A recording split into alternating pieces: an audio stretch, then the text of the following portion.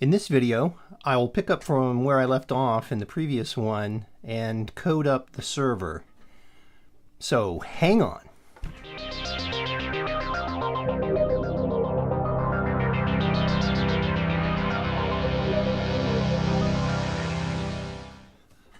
Okay, with the server user interface fleshed out, we can begin coding. So in order to pull up the code that you have access to, you just either press F7 or right-click on the design palette and say View Code. Okay, so here's your other partial class. This is public partial class form1 extends form.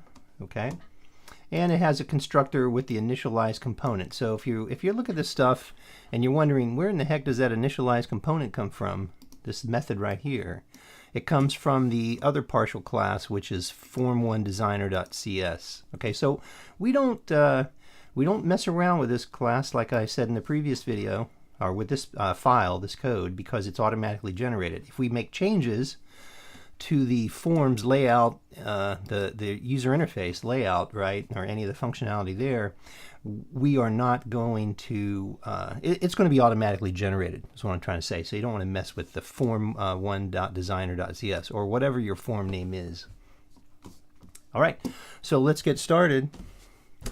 With the server, the most important issue when coding up multi-threaded user interfaces, right, is if you have a thread that's running either in the foreground or the background that's part of the application, you want to access sometimes user interface components, okay? And if you don't, they just don't willy-nilly, they're not authorized to access that stuff, right? They'll usually throw an exception, your app will crash. So in a sense, the code that wants to access the main thread's user interface components, right, it has to ask permission, kind of, right? And the thread scheduler kind of does that. It's not the main thread scheduler. It's like execution coordinator. But anyway, the terminology escapes me at this moment. But anyway, in order to make that happen, there's some code that we're going to add first, right? So I'm just going to right-click on the project, and I'm going to click Add New Folder. Okay. New folder, and I'm going to call this utils. And I'm going to put one class in here. And the name of the class, so I'm going to add a class. The name of this class will be ISynchronizeInvoke extensions. Okay, so let's come down here and name this class ISynchronize.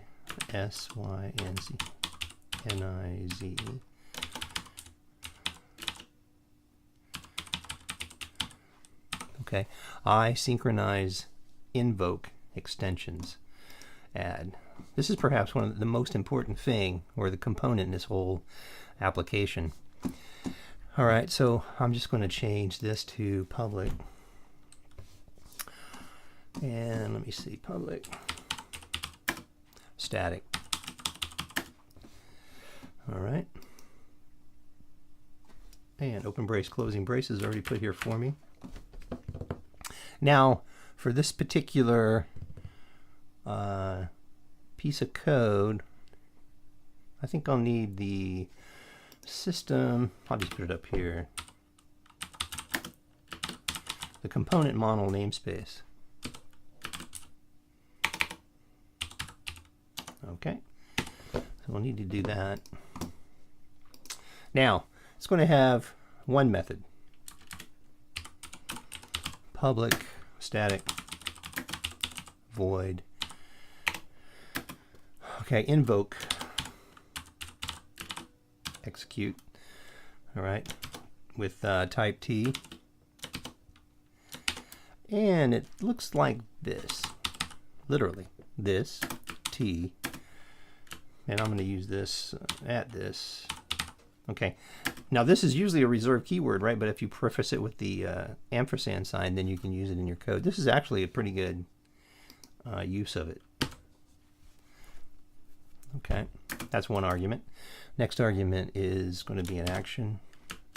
Oops, sorry. Action T. Okay. So there we have our two parameters to the method, and then open brace, closing brace.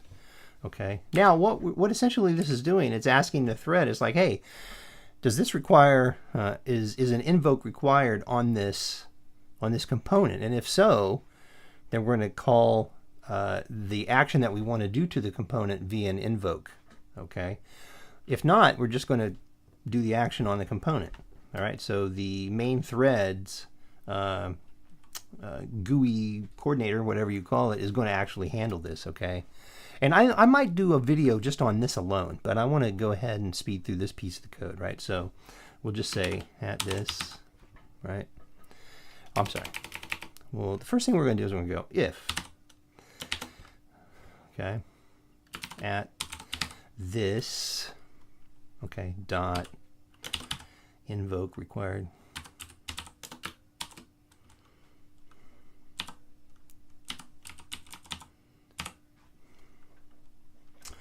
Okay. Open brace. Now let's right click here. Okay, so let me do a control enter. Oh, I think I need to put the system component model. I might be missing a reference. Or might not be. Hang on here one second. So let's just keep finished with the code here. So we have open brace, closing brace.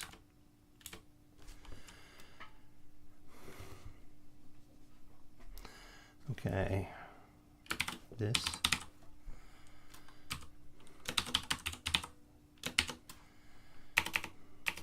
This dot invoke.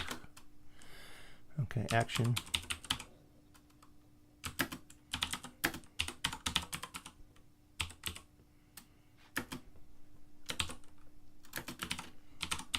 This.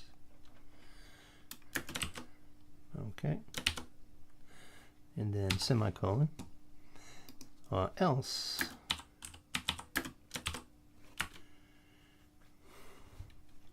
Okay, we're just going to call action.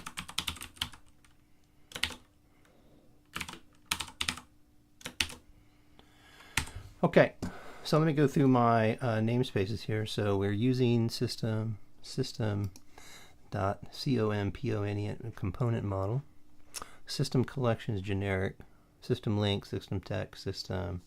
All right, save. ISynchronizeInvoke extensions.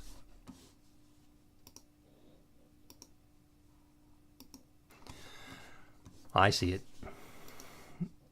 I forgot to extend. Oops, I gotta hit the right key here. ISynchronizeInvoke.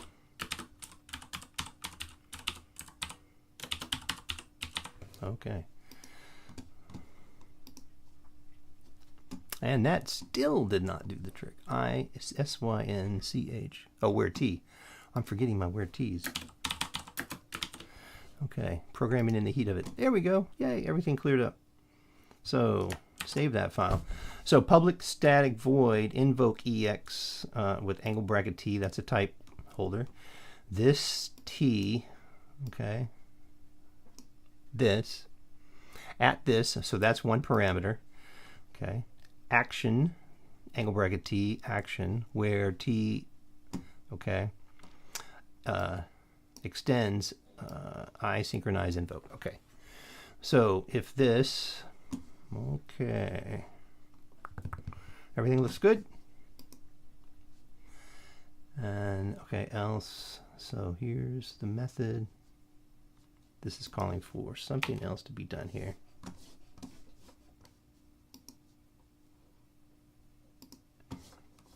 Yeah, I just need to add one more brace here. Okay, so everything's fine. So save it, control save. Now we're going to come back to this and I'll show you how to invoke these, call this method invoke ex. We're going to be using this quite a bit in the code, so just needed to get this piece of code out of the way.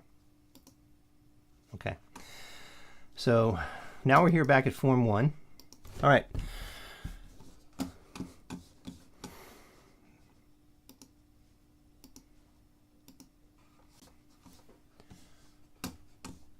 First thing I want to do is come down here below the, this is the constructor right here. That's your form1 constructor. It's calling the initialize component method. Up here I'm going to put constants and fields, and then down here all the methods. And I like to use the region to separate the methods from, put them into groups that are related. So I'll call this region event handlers.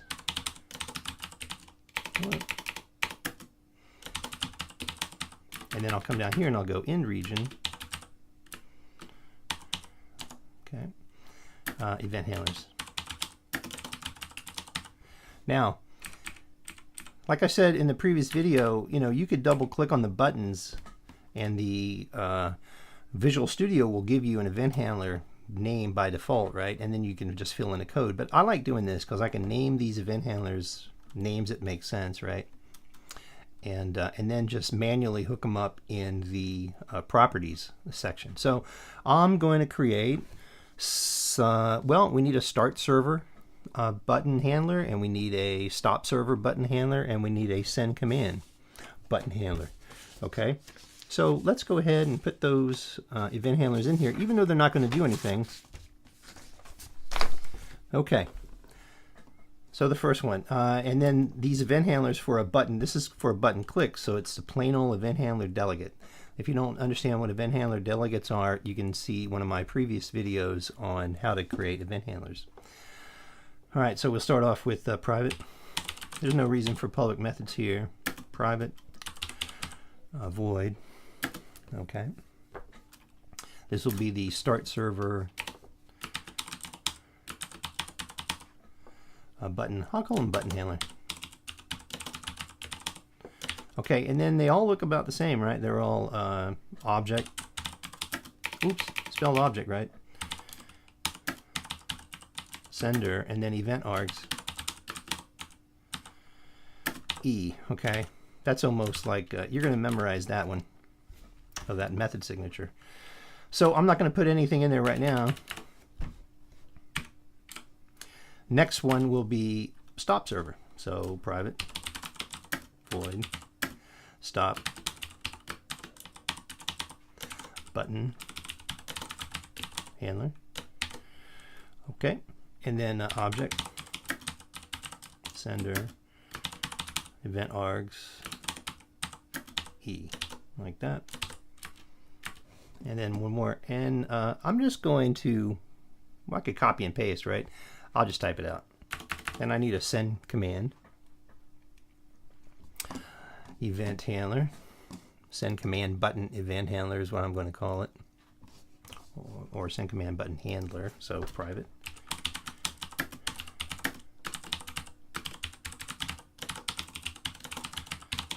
All right, object, event args E. Event args is found in the system namespace. Now that we have our event handlers defined, even though they're nothing, they don't do anything, right? Control save. Let me just save this. Oh, we can go ahead and hook them up. So if we go back, let's open up our form.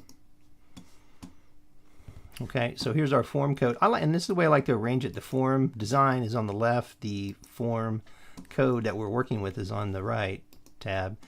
I'm going to select, I'll select the send command button, and we're going to go see over here on the right. Now my cursor is going over to the right down to the properties.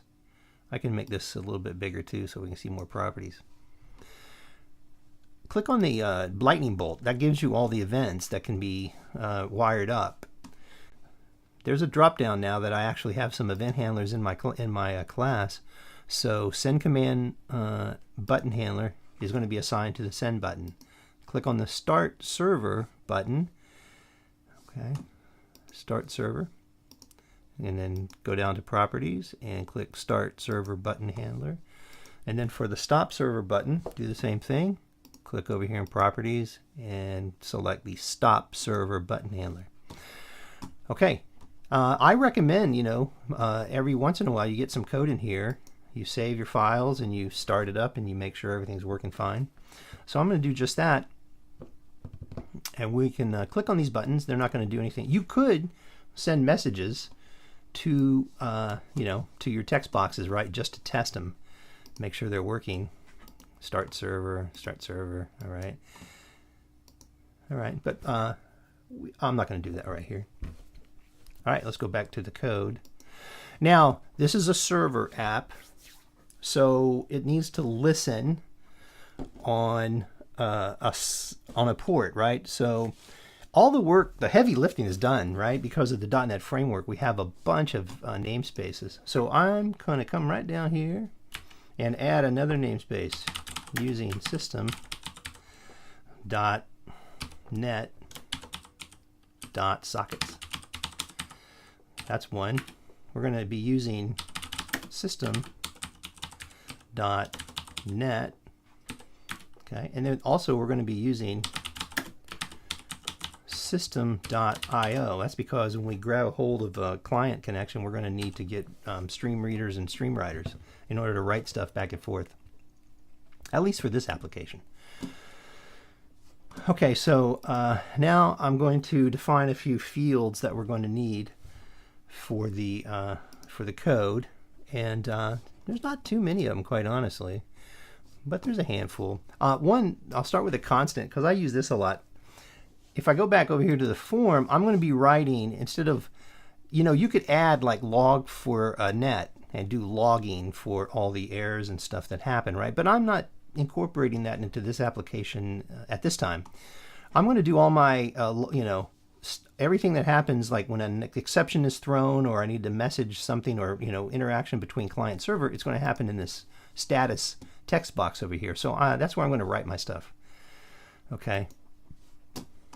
That was just, I needed to get that out of the way so we knew where things were going. But in order to do that, I need this constant. Just saves me the hassle of writing this stuff all the time when I want to do a carriage return line feed in the text box.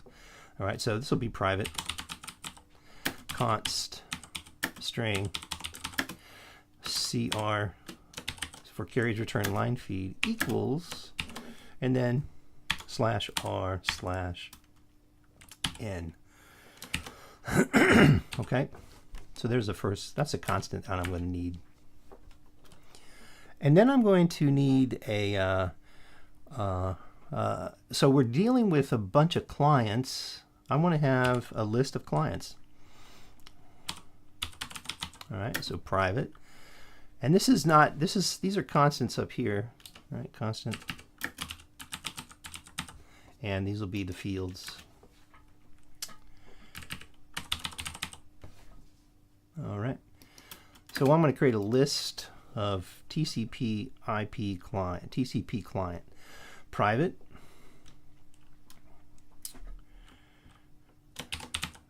list,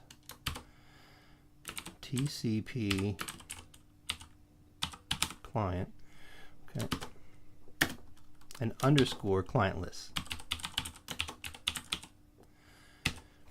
Okay, now I need a listener to listen for incoming connections. Private, this will be TCPListener underscore listener. Now there might be some other variables that I need, but we'll start off with these two, and maybe, well, I need a count. Excuse me. So when a client connects, I need to keep track of how many there are. So private. Int, this will be an integer this time, underscore client count.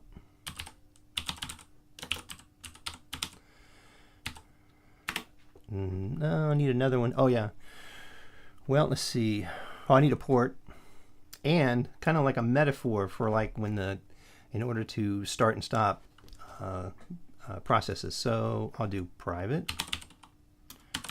This will be a Boolean. And I'll just make it named keep going. Like that. And private.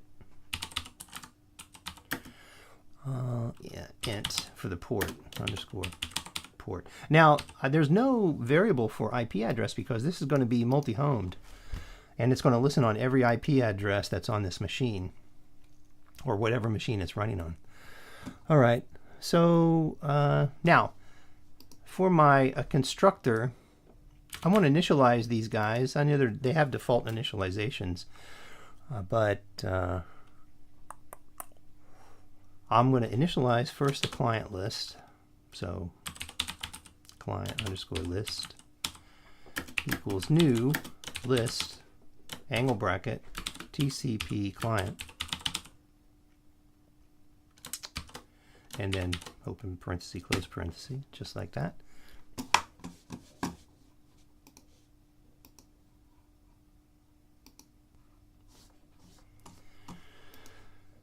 And then even though I know I've set the initialization of the client count text box, I'm going to go ahead and set it here anyway. So connected clients, and then I just tab down, dot text. Now the text is going to be string 0. All right, so I'm setting the over here. If I save this and then go over to the form, I'm essentially doing this again, right? I'm putting the 0 back in that text box right there. Now I'm going to, when I power on, okay, so here all my buttons right there, they're enabled. But when the server is not running, I don't want to have the send command. I want the start server command button enabled, and I want to disable the send command and the stop server. So we can do that right here in the constructor. This is a great place for it. So I'll say send command button dot enabled, even though it's already enabled, right? Enabled equals true. I'm just making sure that it is. Oh, let me spell true right. And then stop command, stop command, right? Stop server button. This is the send command, so that should be false. Let me go ahead and I'm going to reorder these. There we go. Start server. Start server button dot enabled equals false, true. Sorry. Now the stop server button dot enabled. Enabled is a property. Equals false. So you have to set it to true or false. That disables or enables the button. And then the send command. So just like that. Start server button dot enabled equals true. Stop server dot enabled.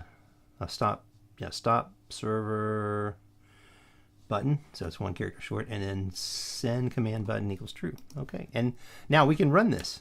We can run this and we can see. Okay. Let's take a look. See if they're enabled or not.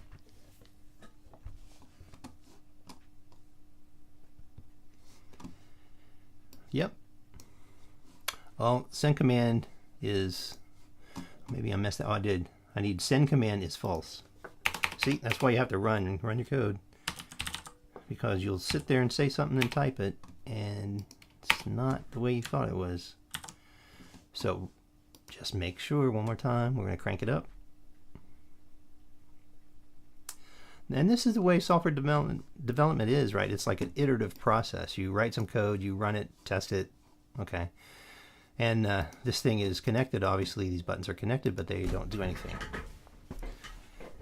Now let's make a stab at the start server. The start server is going to do a couple different things for this event handler. I'm talking about the start server button handler right here. Okay. The first thing usually that we're going to do is we're going to have some events that are, or have some code that's going to have the possibility of generating exceptions. So I usually always start off with a try catch, right? Because I know I'm going to need it. There's the try catch, and I'll just put exception here. Okay. EX. This has to be named EX because the event args is E, and if you name that E, that would conflict, right? And these little squiggles means that this is not used. I may use it, I may not, but at this point, I don't know. This is just catching the general exception. There may be other exceptions for specific functionality that I might want to specify catching, but at this moment, this is all I'm going to do. So save it. And then in the meat of the method is going to be in this try area. Okay. I'll just leave that space right there. Okay. So the first thing I'm going to do is I'm going to try, let's say that a user, let's go back to the user interface. Let's say that a user, even though the default port is 5000, right? There's nothing stopping somebody from putting in a different port number. I'm not going to try to validate the port other than I'm going to parse the port as it's coming in for this demo. So the way that I like to do this is I'll put an if statement here, starting right off the bat. If, and then I'll use the try parse method. So for an integer, for int32, so, and that returns a bool. So what I'm looking for is, hey, if I try to parse this and it's not a valid integer, then I'm going to set some default values, okay, and return everything the way it should be so that it'll run. So if not, int32, I didn't know if you realize this, but all the major types have a parse method, or a try parse in this case. Now the try parse is cool because it lets you try to parse a value, and in this case we're parsing the port text box dot text. So you're parsing a string, and that's what that's going to give you. And you have to have some value to put it in, which is going to be our port. Okay. Field. So I want to put that in the port field. Open brace, closing brace. So how this code reads is, hey, if try parse is not true, and what the try parse method does, it'll say, well, I'm trying to parse this text and I want to put the result into this field all in one, you know. This saves you from having to, in a separate try, or, you know, do a parse and then figure out, catch the exception, right? So this is handling all that stuff for you. Now if it comes back false, what I want to do is I want to set the port to 5000. Okay, just like that. And if it, yeah, okay, so, and then the next thing I want to do is provide some type of feedback to the user. Status text box dot text, and here's where the carriage return line feed constant comes in. Equals, well, I'm not going to use it here. I could though. CR, just in case. Yeah, CR LF plus. Okay, you entered an invalid. Give them some type of a message. An invalid port number. Using port. It's like, hey, you had your chance. This is what we're going to do. You know, for this demo, you might want to be a little bit more friendly. Underscore port. Okay. No, I don't need a caret. I don't need a. I just need a semicolon. Okay. So once again, try to parse the port from the port. Again, we're going back over here to the port text box. We're grabbing that value, and we're feeding. And now you have to use this out parameter because we're using underscore port, which is a field, as a as you know, that's going to vary. That's, if that comes back true, that would come out with our new port value, right? So instead of using a return value for a method, you can use an out parameter in order to get values from your methods. Okay, so that's kind of an advanced feature there, right? All right, now let's get down to business. So now that we have our port, we're going to crank up our thread. Now, some of the methods that I'm going to use here are not enabled yet, but we're going to have to just, you know, at this point you can just write code, and if the method doesn't exist, you just have to make a note that the method's not there yet. All right, so what I'm going to do is I'm going to create, so if you think about what's going to happen, we've got this application running. This is a Windows Forms app, right? So it's running.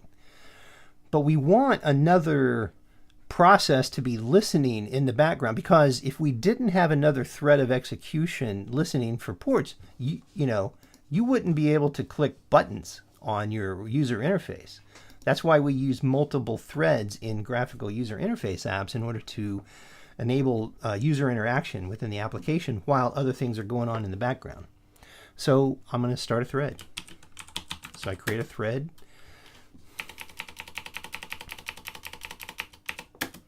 T equals, now if thread doesn't show up right, I need to come up here and add using system threading. I think it already had threading tasks. I'll just leave that in there. It was put in there by default, but I just need the system threading namespace. And there's other ways you can do this if you're a more advanced student. But I like just plain old threads, man. Crank them up and start them.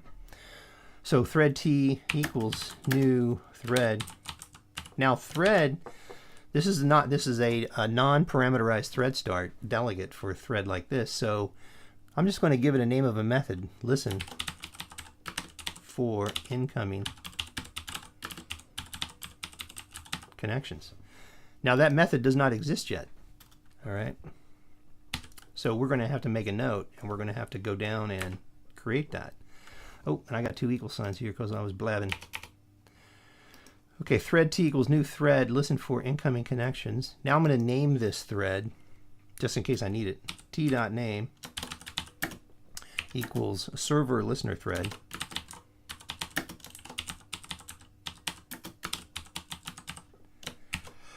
Semicolon. And then make it a background thread. The reason why is if it's not a background thread and you stop the server, then it'll just keep on going, right? So is background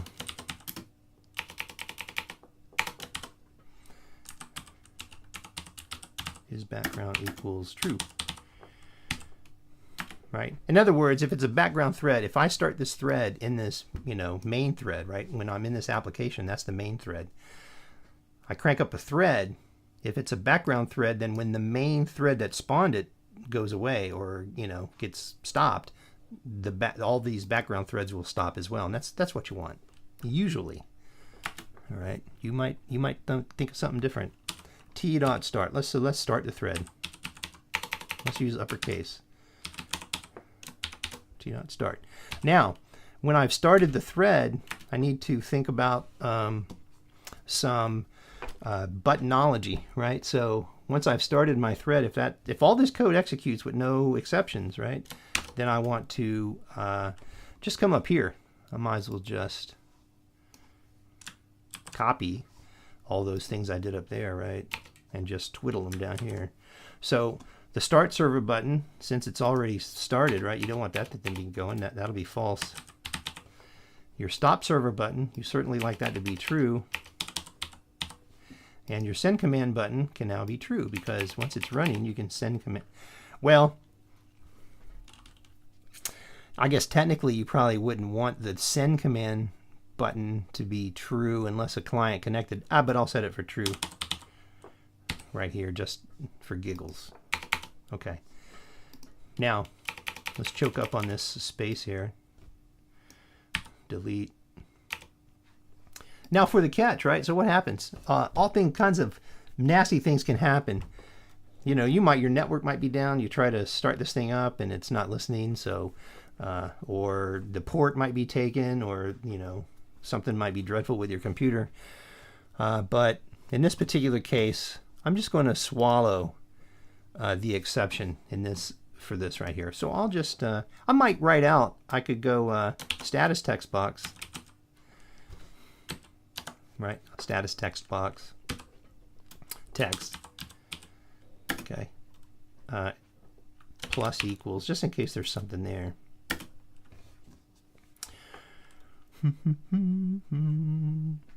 Oh, and I should probably do that up here too. Plus equals, so I want to add to whatever's in the text box.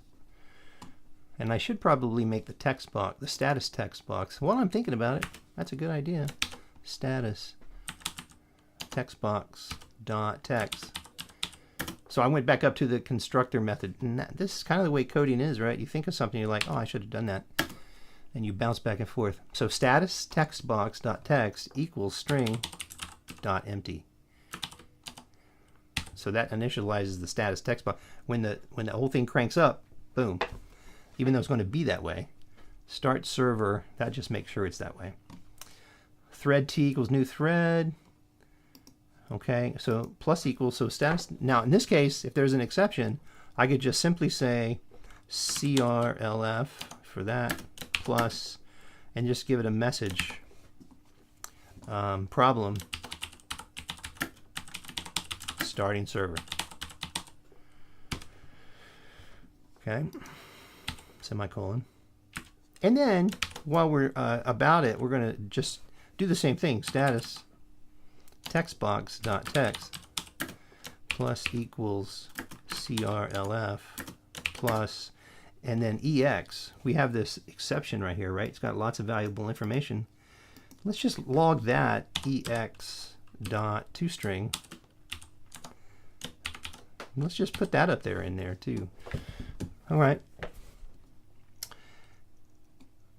Now really this is like where if you had a logging framework installed, you could log all these errors to a log and hide the nastiness from your users. Okay. Now we have to take care of some unfinished business here. We have to create this listen for incoming connections method. So where would we do that? Well, we have this region of event handlers. So I'm just going to come down here and below that. So this will just be the regular methods, right? And you could make another region, but I'm not right now. So I'm going to implement the listen. Now this is probably where the bulk of the, there's two methods really that will be in this server, but this is one of the biggies, right? So it's private void listen incoming connections, open brace, closing brace. Now that we have our method, right, if we scroll back up to our start server button handler, we see that this is not red underlined anymore. But we have this, plus, I need to make sure that I'm putting the plus equals on the right side. There we go. Okay. Thank God for Visual Studio's red squiggly line. Control save. So come down to our, all right, so this is the method that's actually going to listen for the incoming connections. All right. So once again, I'm going to have a big old try catch block because lots of stuff can go wrong here. Try catch. Oops. Catch. And this time I'm going to have a socket exception. I know I need that one. So SE, open brace, closing brace. And then if something else besides that happens, I'm going to catch another exception. Catch exception. EX, open brace, closing brace. Okay. So in our try, in the main body of our try, this is, just in case you didn't realize, that's the protected area of code, right? So anything in there might throw an exception. So first thing I'll do is I'll set keep going to true, just to make sure. Keep going equals true. All right. In case we start and stop, right? So if we start the server, stop the server, we want to make sure that we reset this sentinel value or this metaphor. Okay. Keep going equals true. And then we're going to create the listener. So our listener, we have to create that equals new. So this is some of the code that could throw an exception. So TCPListener. Now we need, we're going to listen to, this is going to be multi-home, so IP address .any, okay? And that's as easy as it gets right there. So now that's listening on every IP. If you don't want that, you need to just specify an IP and make some changes to the app. And then we're going to be listening on a specified port. There we go. And then semicolon. All right. Now we got the server created, but now we need to start the listener. We got the listener.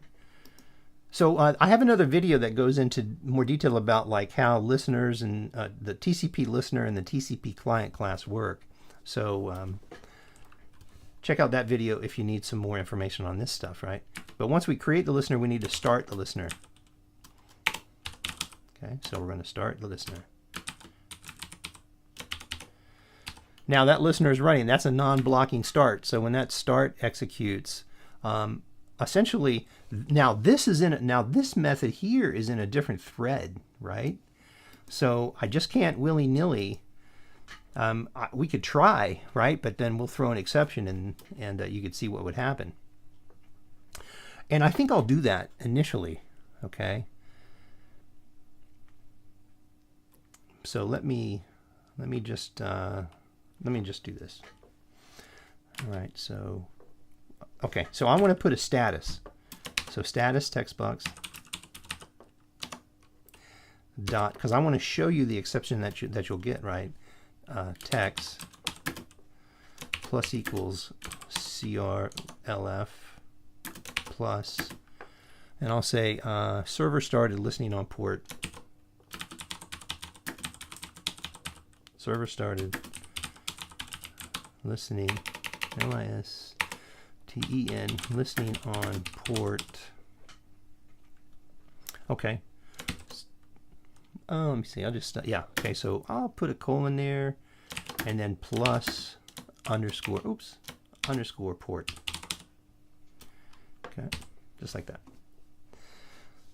So now, this method, like I say, is going to be executing in a separate thread. Let's go ahead and try to just do this code here and see. But you know, before, I'm not going to just as a test.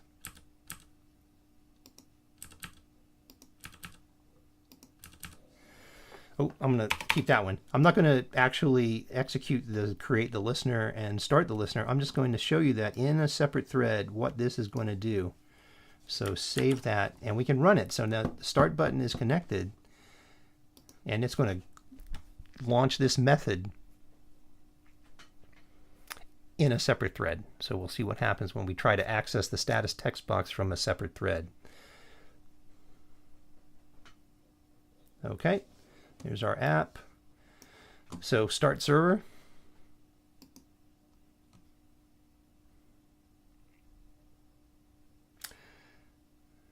Okay, see, it threw an exception.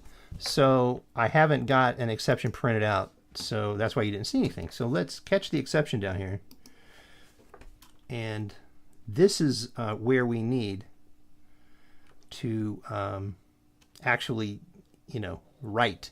So it did not write there. So let's see. It didn't give me, can't find a PID file. Exception thrown, invalid operation exception, right? So that's where I think that's where it got thrown at. All right. So let's just continue on here. Well, let me see if I put the exception here and maybe it'll print it out.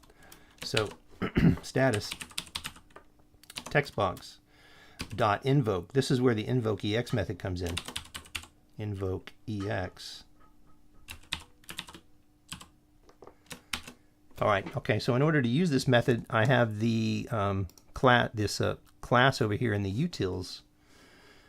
I have to actually add that to the using list up here. So using when form server dot utils, and then I can access that invoke ex method. Let's go down here. Invoke ex. Now, status text box, so that's what this is going to look like. STB, this code does take a little getting used to. STB dot, that's just the initials of status text box. Text plus equals ex plus equals ex dot toString.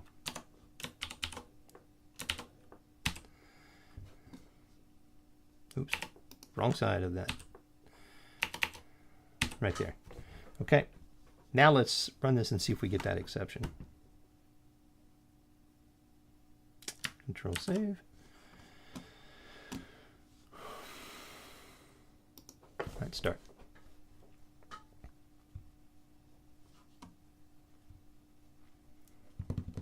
So start server.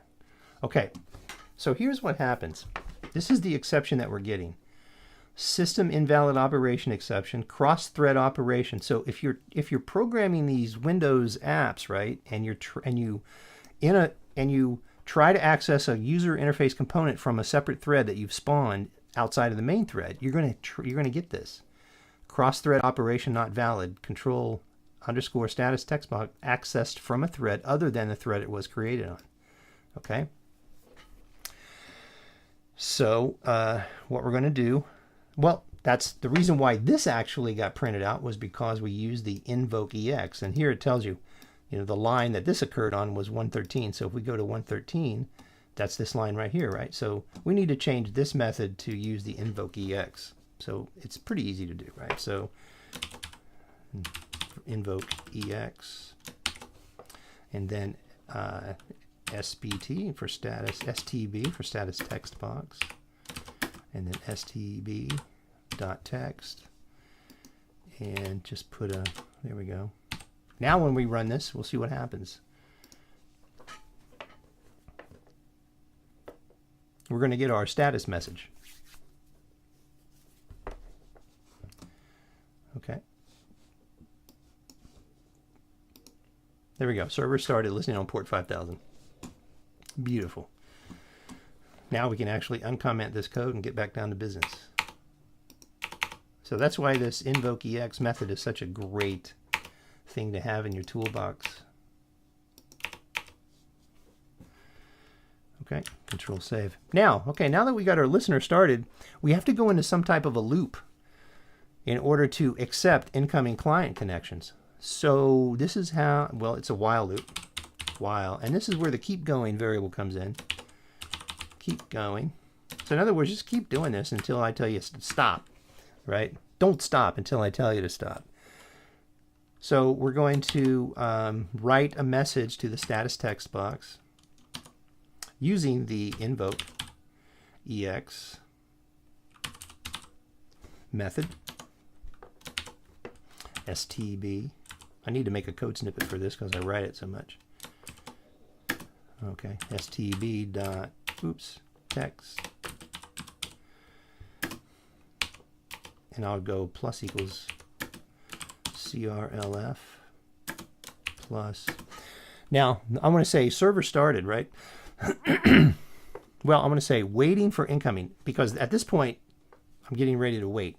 So waiting incoming client connections. Excuse me. And then I'm going to create an instance of TCP client. All right, just like this. So the TCP listener is running. Now we're going to listen for incoming connections. So equals _ listener. This is where the listener comes in. Dot accept TCP client. Now there's an asynchronous version of this method, but I'm just going to use this blocking method here, and I'm going to put a comment too. Blocks until client connection accepted.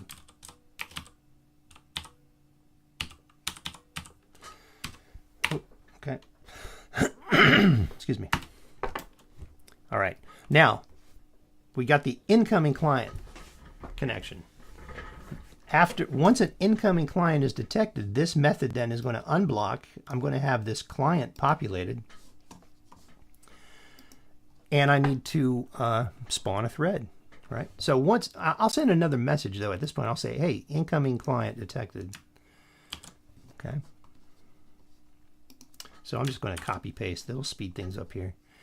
Incoming client connection accepted.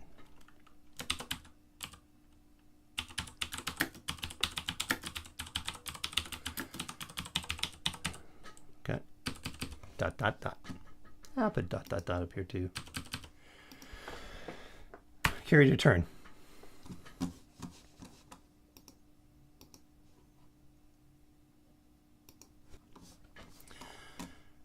Now that we have this incoming client connection, we're going to need to create a thread.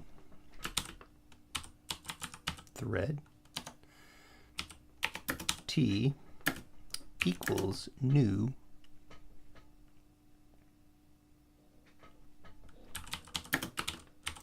thread. And now, again, like we did for the listener, I'm going to create another method, process client request.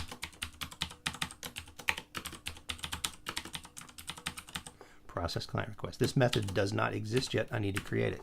But that doesn't stop us from writing this code. So set the background equals true.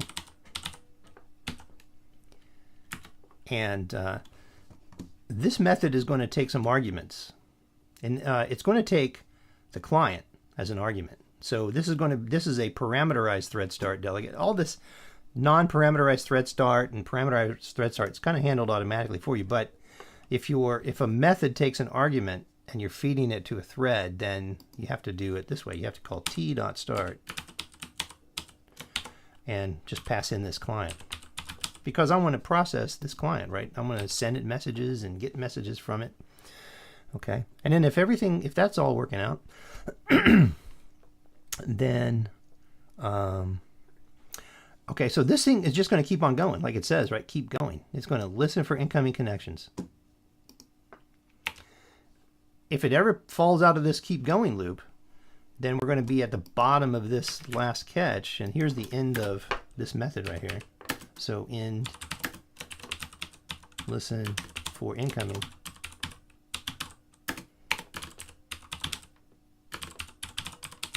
I like putting comments at the end of my method braces. Save. So right here, we're going to put some more status messages for the to let us know that we're done listening for incoming connections. So I'll just go ahead and copy this. Control C,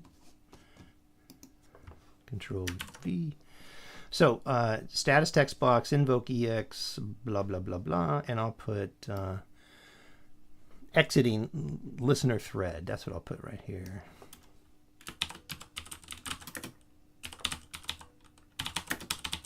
That lets us know. Okay. And I think I'll do, oh, let me see. So if we're not listening for incoming connections, I guess I'll clear. So I'll just do another paste. I'll get rid of all this stuff. And I'll just say equals string.empty.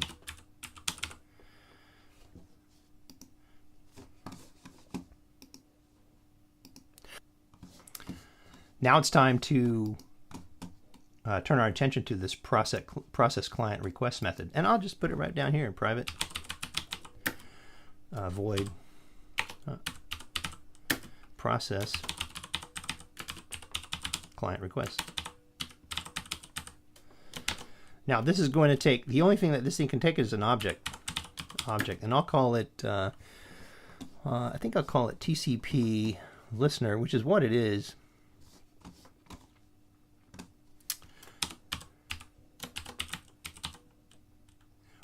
Yeah, TCPListener. Okay. TCP client, I'm sorry. So the incoming object is going to be a TCP client. This is just the parameter name, but we need to cast this, okay, at some point. Well, right off the bat, right, to know that what we're dealing with. So I'm going to say TCP, and I'll just call it client equals, and then cast here TCP client, TCP client. The reason why is this is just an object, right? So if you try to just access TCP client without casting, you'll just get the 4 basic methods of like hash code and toString and stuff like that. We want all the methods. And then I'm going to add this client to the list. Now that we have this guy, so that we can send broadcast messages to it and send shutdown events. And we're going to increment the client count plus equals 1 because, hey, we have a new client.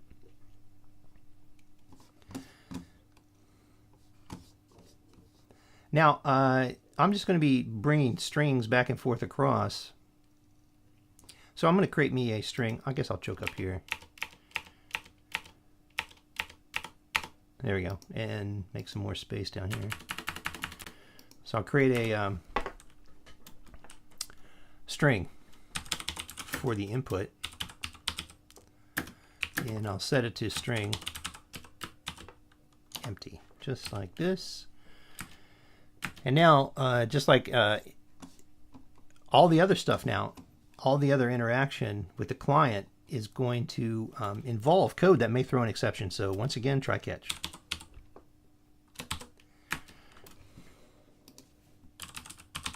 Try catch, exception. Well, I'll do socket exception.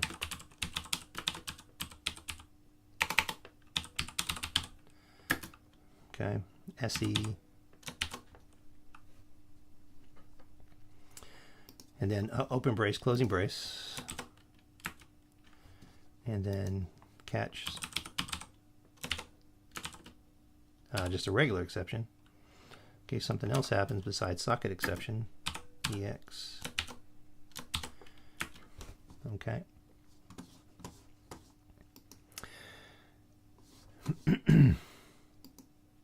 So let's work on this code up here in this try catch. All right, so let's think a moment of what we want to do. So we have a client, right? We need to talk to the client. And we're going to do this with stream readers. Well, in the example of this program, we need to get a writer and a reader. So we're going to write stuff to the client. We're going to read stuff from the client. So we're going to create stream readers and stream writers using the stream that we get from the client. So stream reader. And I'm just going to call it reader equals new stream reader client dot get stream. Okay, that's a method call right there. And now I'm going to do the same for stream writer.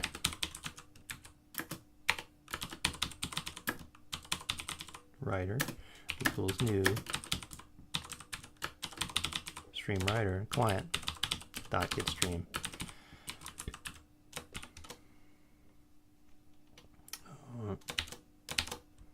All right.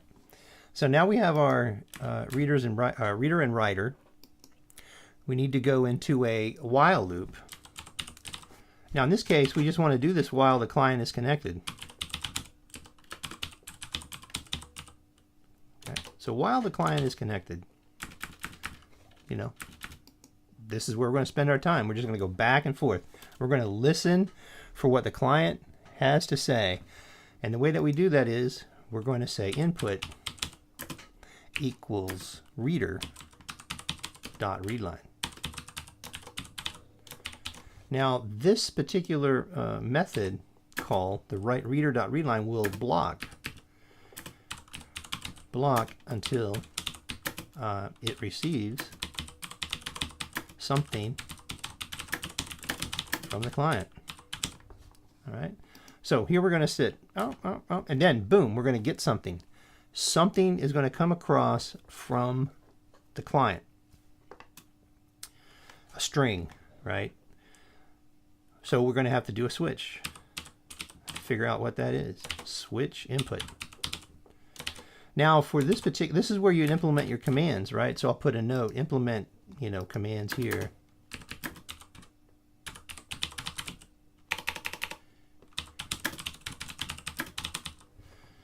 So switch input. I don't have any other commands. This is going to be a simple, at beginning, it's just going to be like an echo server, right? Echo client server, at where the client sends me something, I'll print it out, and I may send back a reply depending on what they send. But that's just going to be the default behavior. So the default behavior So this is the default case, open brace, closing brace, and now I'm going to put a break just to get that out of the way. Now, what am I going to do? I have this input, right? So I'm going to write it to the status box. So status text box dot invoke ex stb, okay, stb dot text plus equals crlf plus, okay, and I'll say from the client,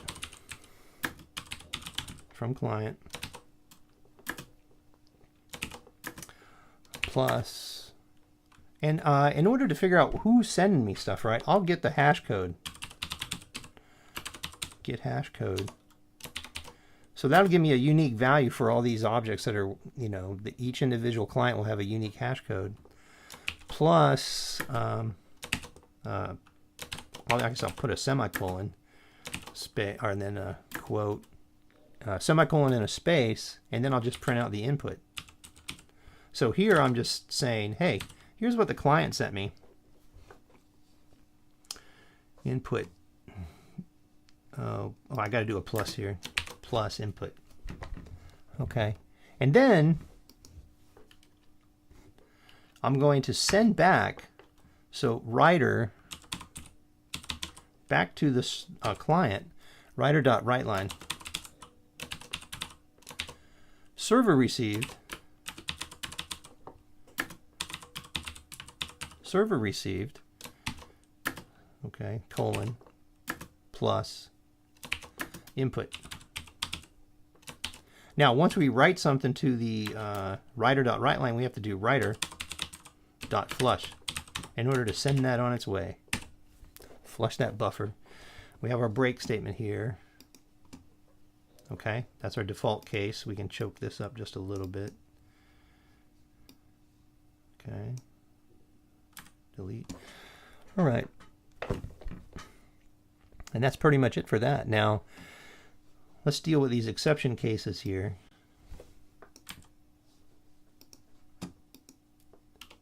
Let me choke this up. One more line. So, socket exception. Well, I guess we're going to do a bunch of this. So let me just status text box dot invoke ex stb. I'm going to say something here. I'm going to say, hey, problem communicating with the client, or something along that line. stb dot text plus equals CR line feed plus problem processing client request. Exclamation point, thank you very much. And I'll copy this. Well, I'll probably have it. All right, so copy that. So status text box invoke, and then here I guess I'll just do what I did last time, which I'll just print out the exception. This is se.toString to give us an indication. Again, this stuff would probably best be done to a logger, right? And then for the, I'll just copy these two lines. For the regular exception, same thing, right? Problem processing client request. We might go back and comment these things out once we get things running, you know.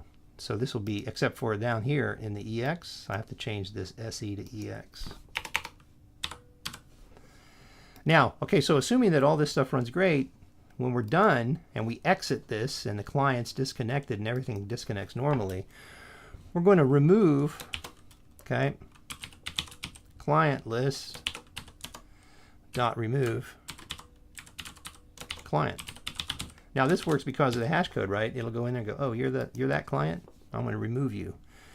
Remember, every incoming client connection has their own version of this method running that's processing their requests. So then the next thing I'm going to do is reduce the client count. Minus equals by 1. And then I'm going to put a couple more status messages here.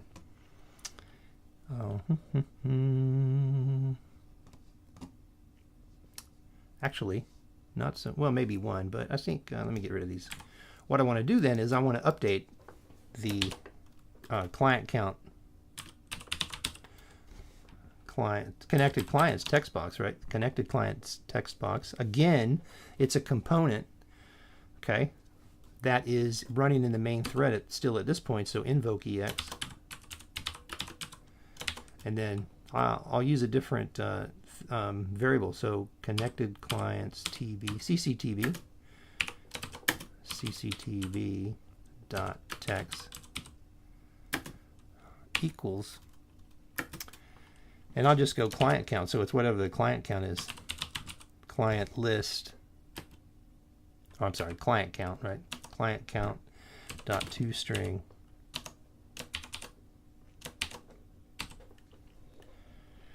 All right, so let's just take a look at that code. Finish processing client requests. So, yeah, status text box. So status text box invoke EX CRF finish processing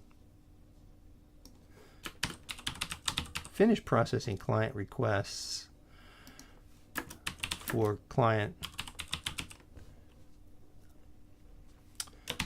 semicolon or colon. Get rid of that exclamation point. Come over here and go plus client dot get hash code.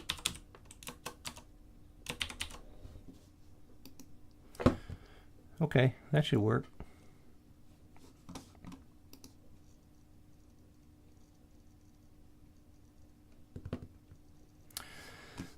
Well, let's try this. We don't have any clients, right? But we can try running this code. We're not going to be really able to fully test this until we code up the client.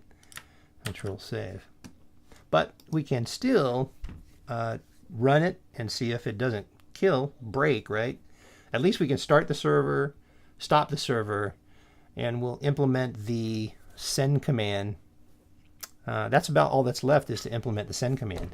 So thanks for hanging in there for this long. This is probably the longest. The client is perhaps the same amount of length to code it up. Okay, so we have our server running. So let's see. Let's say we start the server. Anything could happen. Now, in my machine, right, it says App Defender has blocked it. So I'm just say allow access. Okay. And then it should run fine. Okay, so server started, listening on port 5000, waiting for incoming client connections, and stop server. So that's about it until we implement the client. Stop server. Oh, so stop server, right? I have not implemented stop server yet.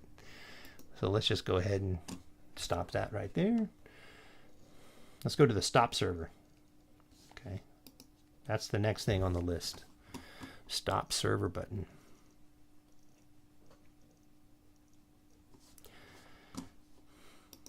Okay, so first thing we're going to do, we're going to say, hey, keep going. Okay, equals false. We can do that. We're going to reset the status text box. Now, this is in this thread, right? This is the stop server text button, so I don't need to do the invoke EX. Status text box dot text equals a string dot empty.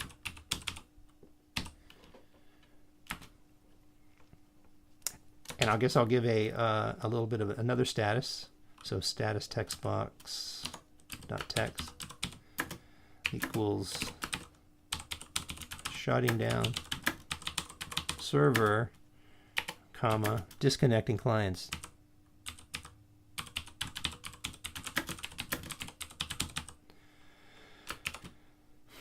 Well, give it dot dot dot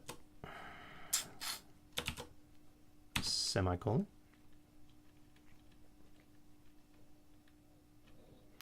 And again, big old try catch block. This becomes second nature after a while. Try. Okay, cats.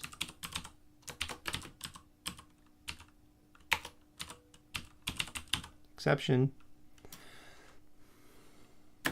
EX. Alrighty. Now, okay, so in the body of the try,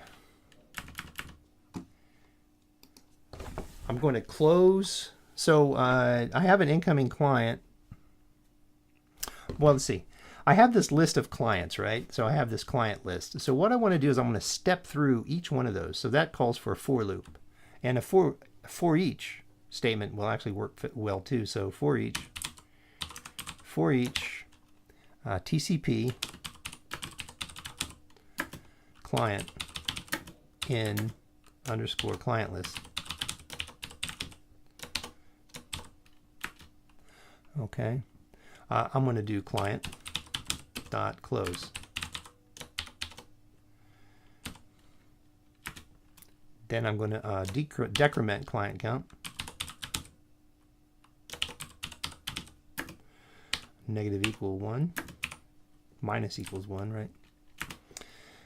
And I'm going to set the connected clients. So then I need to update the connected clients text box dot text.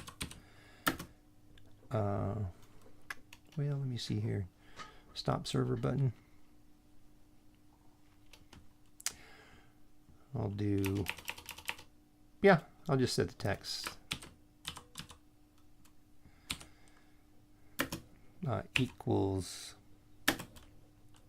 underscore client count dot toString. We'll see how that works. Okay. This should work. We're in the main thread. This should work fine. Now, once we do this for every client, we're going to clear the client list. Client list dot clear, because if you didn't, you'd still have those clients hanging around there, even though they were disconnected. Okay, and then listener, we're going to stop the listener. Dot stop.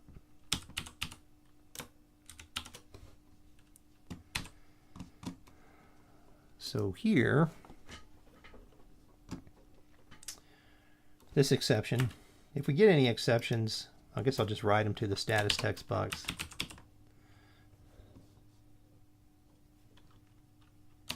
Status text box dot text plus equals, I'll just say problem stopping the server.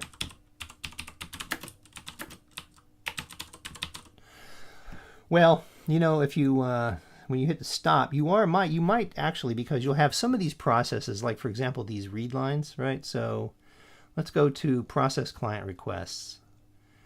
We're going to be paused right here, so when we shut these things down, those connections will be broken, and that might throw an exception. This is why if you had a logging framework, you can just log those types of things. It's not because you're forcing the connection to break. You're going to get an exception, but that doesn't mean it's the end of the world. All right, so let's go back up to stop button server button handler. Okay, so we might go back and comment some of this stuff out. Or I'll just say, or connection severed.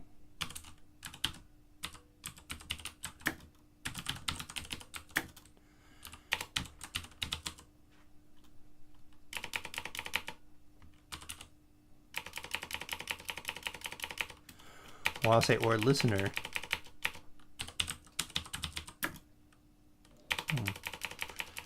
Or client.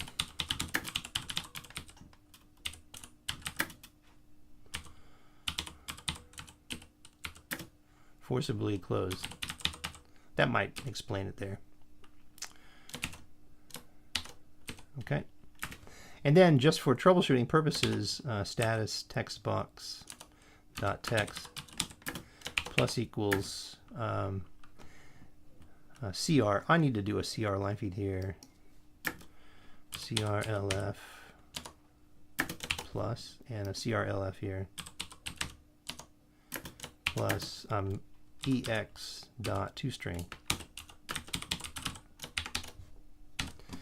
Okay, that makes me happier. And then if all this stuff executes fine, we need to reset our buttonology. So let's go back up here, grab some of these start, stop, and send command buttons, and bring them down here so we can set the state of these buttons.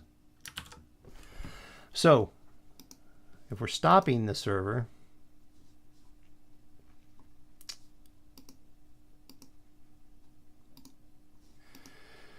or let's go back here. Okay, we're going to stop. Let's see, the start server button should be true again because the server is stopped, and the stop server button should be false again, and the send command should be false. All right, control save. Now let's run this and see what happens.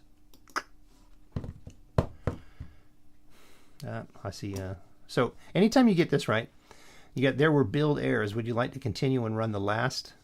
You hit no, because if you run the last, you're never going to figure out what's wrong, right? So you hit no. Okay, and then it'll take you to the errors. All right, so I put in a parenthesis. I shouldn't have done that. And then SE is declared but never used, and that's okay. I don't care about that. That's a warning. So control save. Let's run this again. That's why it pays to compile often. Compile often. Okay, let's see if we get any of these. I'll show you what I mean. So we're going to start the server. So here we have server started, listening on port 5000, waiting for incoming client connections. The send command button is still not activated. So if I stop the server, I'm going to forcibly stop the, the reader.read line is going to be chopped, right? Because I'm stopping that. So we're going to get an exception. Well, maybe not. Okay. Oh, well, hang on. There's probably something going on here. Let's go back up here. Let's stop. See, there's something afoot at the Circle K here, right? Let's go up here. So stop. Well, if there was no, okay, there is no client connection, so it's not broken yet. So, yeah, like I say, some of this stuff can't be tested, right? Some of this stuff can't be tested until you actually have a client connect, and we're almost there. So let's implement the send command. Let's implement the send command button handler. It's not too hard to do, and then we'll be done with this until it comes time to, until we get the client working to the point where we can test. So the send command. Essentially, let's go up here to the GUI. We're going to put some stuff in here. Like we'll type something in here. Could be a message, could be anything, right? And then we're going to hit send command, right? And it's going to broadcast to all the clients.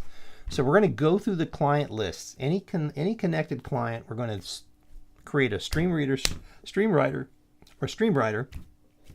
and we're going to send those commands, right? So it's a fairly short method, right?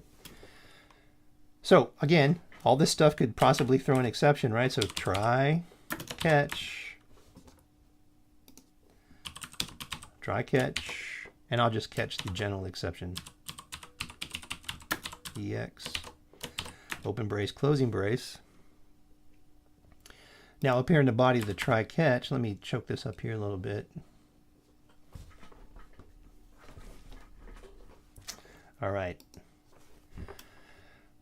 I'm going to have a for each statement. Again, for each TCP, so client in client list, open brace, closing brace, create a stream writer.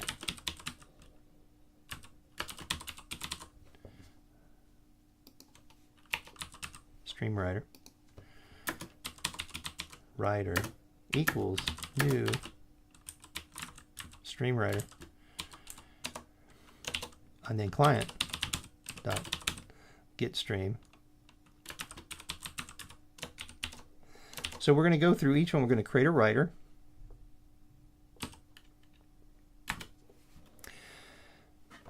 And I'm going to say writer, write line. Okay. Client command text box dot text. So that's pretty much it, right? I want to send whatever's in there. And then I'm going to say writer dot flush.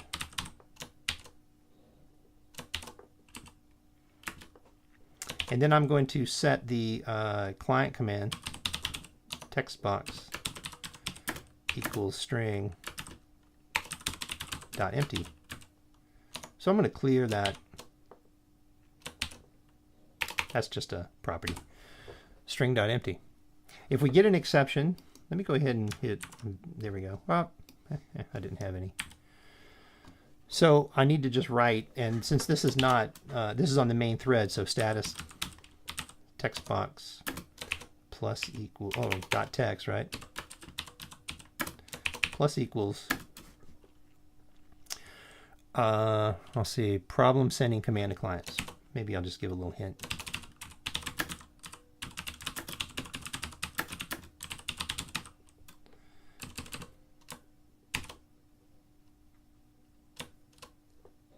Okay, and then I'll do that again with a status text box dot text plus equals. Actually, you know what? I keep on forgetting this. CRLF plus, and then CRLF plus EX dot toString. Just like that. All right, so that's my send command button handler. Again, this stuff won't be able to be tested until we get a client running. We need to get some clients running. That's the next video. So let's see how this runs and looks. Okie dokie. So here's our, so this is obviously not enabled, but let's see here. So if we start the server, it's enabled. And we can put stuff in here. And we can hit send, right? But there's nothing in there to send. That should have cleared though, right? That should have cleared, so we can go check that. Okay, so let's take a look at that real fast, and then after that, oh, that's because you know what? I want to pull this. That's the reason why. So there was no exception, right? So actually, what I want to do is I want to pull this. Control X. I want to put it outside. Maybe that's the reason. Okay.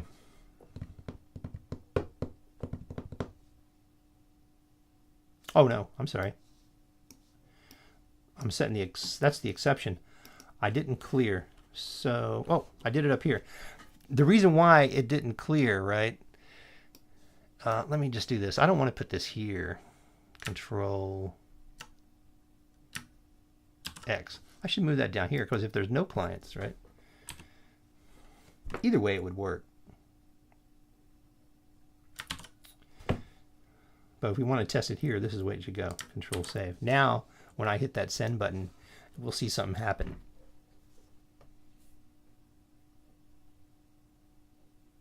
Okay. Start the server. Type something up in here. Hit send command. It gets cleared, so we saw our send command button. Stop the server. There's no clients connected, so again, we can't really test that functionality too well. And that's it for this particular video. I hope you found it interesting. Can't wait to see you guys in the video on how to code up the client.